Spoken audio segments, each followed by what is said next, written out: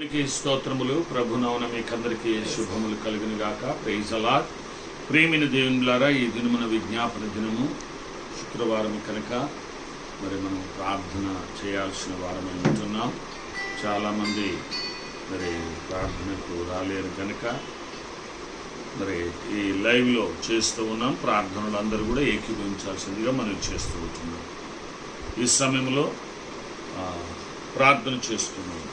పరిశుద్ధుడు పరమతండ్రి పాదమునికి స్తోత్రములు. మా ప్రభు, ఇదిగో నాయన, మరి ఎంతోమంది దినమున విజ్ఞాపన దినమున మీ సంధికి రావాల్సి ఉంటుంది. రాలేక వెంట బిడ్డలు వివిధ పనులలో, ప్రయాణంలో, విధుల్లో ఉంటూ ఉంటారు. అటువంటి బిడ్డలు కూడా నీ ప్రార్థనలో కొద్ది నిమిషాలు ఏకీభవించి ప్రార్థించడానికి నాయన మరి యొక్క కార్యక్రమం చేస్తున్న కనుక మా మధ్యలో మీరు ఉండండి. మీ ఆత్మ సంచలనం జరిగించండి. ఆయన లైవ్లో ఏకీవించే బిడ్డలందరూ కూడా దీవించి ఆశ్రయించండి. మీ దయగల హస్తములకు అప్పగిస్తుంది. యేసు నామమున పెట్టి వేడుకుంటున్నాము తండ్రి, ఆమేన్.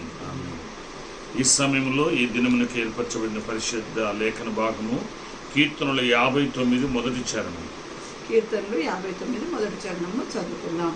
నా దేవా, నా శత్రువుల చేతిలో నుండి నన్ను తప్పింపుము, నా మీద పడువారికి చిక్కకుండా నన్ను ఉద్ధరించుము. ఆమేన్. దేవుడి పరిశుద్ధ వాక్య భాగం మనకి ఆశీర్వదించుగాక. ఆమేన్. ప్రియమైనటువంటి దేవుని బిడ్డలారా, ప్రార్థన అనగానే చాలా వరకు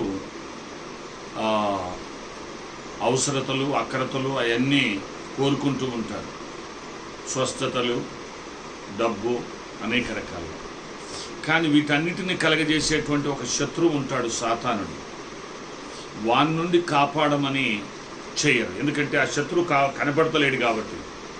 మనకు వస్తువులే కనపడుతున్నాయి. డబ్బుల కొరత ఉంది, జబ్బు కొరత ఉంది, సమస్య, ఇంకా ఇవన్నీ. కానీ ఇవన్నిటినీ కలగజేసేవాడు సాతానుడు, శత్రువు. శత్రువు అంటే ఎవరో ఎక్కడి నుంచో మన మనుషులు కాదు. ఎఫెసీయులకు రాసిన పత్రిక 6వ అధ్యాయం 12వ వచనంలో ఉంది, మనం పోరాడున్నది శరీరులతో కాదు కానీ ప్రస్తుత అధికారులతోనూ, ప్రధానులతోనూ, అంధకార సంబంధులకు లోకనాథులతోనూ, ఆకాశ మండలమందున దురాత్మల సమూహంతో పోరాడుతున్నాము. అంటే ఈ 4 రకాల శక్తులు ఈ భూ ప్రపంచం మీద పనిచేస్తూ ఉంటాయి. శత్రుత్వాన్ని కలిగజేస్తుంటాయి. ఓర్వ లేకుండా, ఒకరిని చూస్తే ఇంకొకరు ఓర్వ లేకుండా చేస్తూ ఉంటాయి. ఎన్నో రకాలుగా నష్టాలు, కష్టాలు, ఆర్థిక ఇబ్బందులు, అనారోగ్య పరిస్థితులు, శత్రు బాధలు ఇవన్నీ కలగజేస్తూ ఉంటాయి అన్నమాట. కనుక మనం పోరాడేది మనుషులతో కాదు. మనుషుల్లో ఉన్న ఈర్ష్యను, కక్షలను, పగలను, ద్వేషములను పెంపొందించే సాతానును కొరకు ప్రార్థించాలి.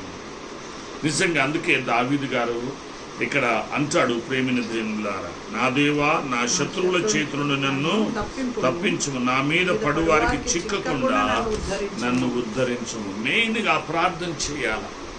మన కుటుంబాన్ని నష్టపరిచేది సాతానుడు, మన ఆరోగ్యాన్ని తొలగించేది సాతానుడు, మన ఆర్థిక ఇబ్బందులను కలిగజేసే సాతానుడు, శత్రుత్వాలను, పగలను కలిగజేసేది సాతానుడు. కాబట్టి ఇటువంటి ఈ దుష్ట ప్రభావాల నుండి విడుదల కొరకు దేవుణ్ణి ఎవరు ప్రార్థన చేస్తారు? ఇంకా ప్రభు ఏమంటాడంటే మత్తయి 18:18లో, మీరు భూమి మీద దేన్ని బంధిస్తే నేను పరలోకంలో దాన్ని బంధిస్తా అంటాడు. దేన్ని విప్పితే నేను పరలోకం నుండి వాటిని విప్పుతా అంటున్నాడు. కాబట్టి మనం బంధించాలి. మన వ్యతిరేకమైనటువంటి వాటిని, మనకు హాని చేసేవి, మనకు నష్టం చేసేవి, కష్టపెట్టే వాటిని మనం బంధించవలసిన వాళ్ళని. నిజంగా దావీదు గారు మరి సౌలు రాజు శత్రువులతో వెంటాడుతూ ఉన్నప్పుడు, దేవా, నా శత్రువుల చేతుల నుండి నన్ను తప్పించుము, నన్ను ఉద్ధరించుమయ్యా, నా మీద పడువారికి చిక్కకుండా నన్ను ఉద్ధరించుమని ప్రార్థన చేస్తాం. కనుక ప్రేమిన దేవులారా, ఎప్పుడు మన కండ్ల ముందు కనబడే సమస్యలు కాదు, కనబడకుండా మనకు సమస్యలను కలగజేసేటువంటి శత్రువైన సాతానుని బంధించాలని, శత్రువైన సాతాను నుండి నన్ను తప్పించు ప్రభువా.